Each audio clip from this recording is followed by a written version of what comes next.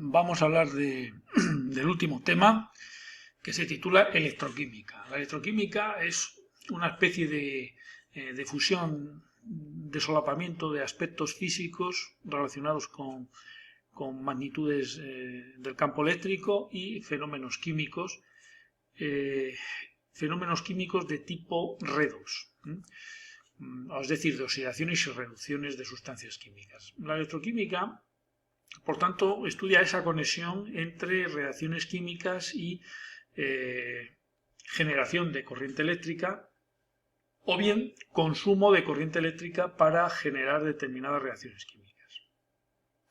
Entonces, dentro de la electroquímica podemos hablar de dos tipos de diseños técnicos o tecnológicos.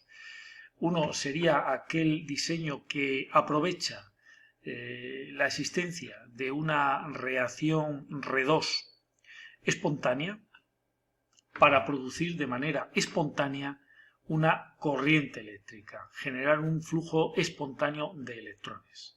A este dispositivo técnico se le denomina pila galvánica o pila voltaica.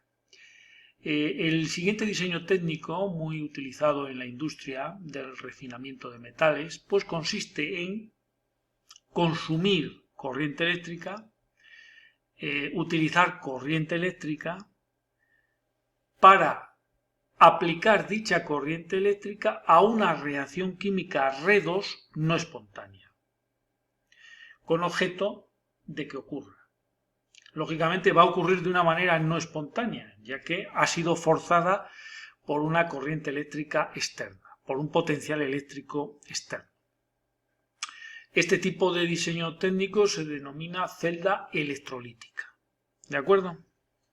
Bueno, entonces vamos a empezar por el estudio de las pilas. Pero antes de comenzar el estudio de las pilas, conviene detectar los distintos conceptos y expresar correctamente los distintos conceptos de este tema. Bien, estamos estudiando reacciones químicas de tipo redox. Tipo redox significa que es una reacción química donde una de las especies se reduce y otra de las especies se oxida. En una reacción redox, por tanto, siempre hay una pareja. Alguien se oxida porque alguien va a reducirse. ¿Pero qué significa reducirse o qué significa oxidarse? Oxidar significa una sustancia, un átomo, una especie que pierde electrones. Un átomo, una sustancia que pierde electrones, se oxida. Y al contrario, una sustancia que gana electrones, que absorbe electrones, que capta electrones, se reduce. Lo veis aquí, por ejemplo, con este diseño, con este dibujo. Ahí tenéis una placa metálica de cobre. Pues fijaros, la superficie de este cobre está representado por los átomos de cobre. Bien, esos átomos de cobre metálico pueden perder electrones. Aquí lo veis, pierden electrones y se oxida. ¿De acuerdo? O puede ocurrir lo contrario. Puede ocurrir que un catión cobre gane un electrón y por tanto se reduzca. ¿De acuerdo? Bien. A este fenómeno, a este concepto de oxidación o de reducción, pues lógicamente va acompañado de un potencial, de una diferencia de potencial. La diferencia de potencial, estrictamente hablando, sería la diferencia de potencial eléctrico que existe entre la capa monoatómica más externa de este fragmento metálico de cobre y la capa de líquido de disolución donde están los cationes más próxima a la superficie del metal. Esa diferencia de potencial es lo que se llama potencial de electrodo. A este fenómeno, a este conjunto en el que la especie cobre se oxida, se le llama electrodo de cobre. ¿De acuerdo? Tanto si se oxida como si se reduce, será un electrodo de cobre. Solo que si se oxida o se reduce recibirá distintos nombres. Si se oxida, el electrodo recibe el nombre de ánodo. Si se reduce, el propio electrodo o el mismo electrodo recibiría el nombre de cátodo. Como veis, medir un potencial es prácticamente imposible, porque habría que medir la diferencia de potencial entre capas monoatómicas, entre una capa monoatómica y una capa monomolecular o monocatiónica próxima. Eso es prácticamente imposible, aparte de que para medir un potencial de electrodo habrá que introducir otro electrodo, con lo cual nos encontramos con un problema. Si para medir el potencial de un electrodo tenemos que introducir un electrodo, ¿cómo conocemos el potencial de este nuevo electrodo? Habría que introducir otro electrodo y así sucesivamente, es decir, es por tanto imposible. De todos modos, tampoco es importante conocer en valor absoluto el potencial de un electrodo. Dado que se trata de un proceso redox, significa que hay una pareja que se oxida y hay una pareja que se reduce, y dado que esto siempre funciona por parejas, lo realmente importante no es el potencial en términos absolutos de un electrodo, sino la diferencia de potencial de ambos electrodos, es decir, del ánodo, es decir, de la especie que se oxida, y del cátodo, de la especie que se reduce. Eso sí es importante, porque esa diferencia de potencial entre la especie que se oxida y la especie que se reduce marca un poco la espontaneidad de la reacción, nos indica cómo de espontánea es esa reacción.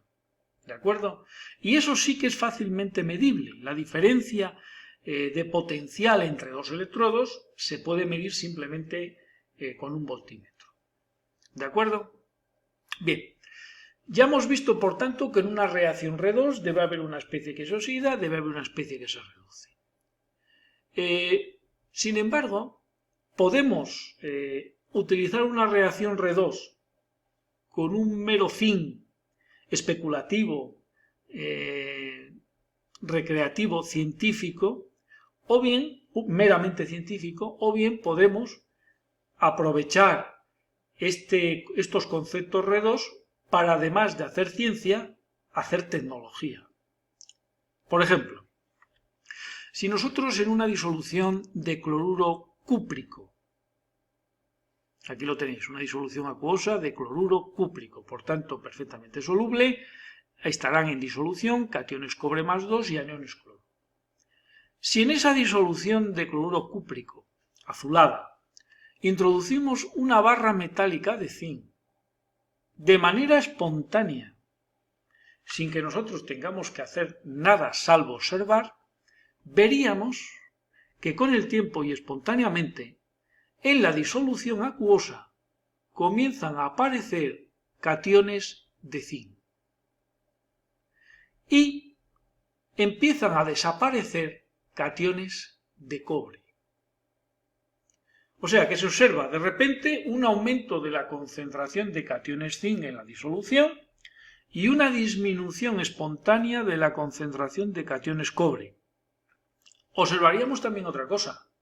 Veríamos cómo la barra de zinc de aspecto gris, su superficie empezaría a adquirir un color cobrizo, es decir, se estaría volviendo de cobre, la superficie del zinc se estaría tapizando, cubriendo de una fina película de cobre. Aquí lo vemos. Lo que está ocurriendo es que de manera espontánea los átomos de la superficie del zinc se están oxidando, dejan un hueco y ese hueco es ocupado por un catión de cobre que se reduce, lo cual explica por qué aumenta la concentración de zinc, de cationes de zinc en la disolución y disminuye la de cationes de cobre. El proceso está claro, está habiendo una oxidación de zinc a cationes de zinc con liberación de electrones. Y a su vez, en la superficie metálica está habiendo un proceso de reducción. Los cationes cobre se reducen a cobre metálico. Los cationes atómicos o moleculares suelen sentirse estables en disoluciones acuosas.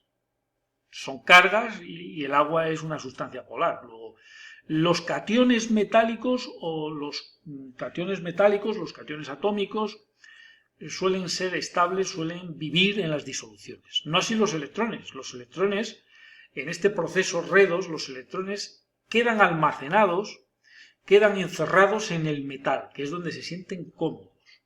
Y por tanto el intercambio electrónico tiene que ser siempre en una superficie metálica. ¿De acuerdo? Bien, para que veáis, esta es una reacción donde hay una especie que se oxida, una especie que se reduce. Aquí lo veis con este gráfico con dos personas. El zinc es la persona que lanza los electrones y el cobre 2 es la especie que los recibe.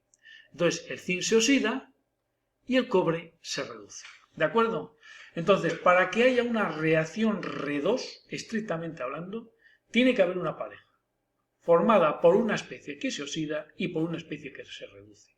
Si uno de los miembros de la pareja faltara o faltase, no se daría lugar a este proceso.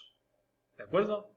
Es un proceso que implica siempre al menos, como mínimo, dos especies. También observaríamos en esta reacción que la temperatura de la disolución aumentaría. Es decir, que durante este proceso espontáneo se ha estado liberando calor, se ha estado liberando energía, solo que esa energía se ha perdido en forma de calor, en forma de desorden molecular.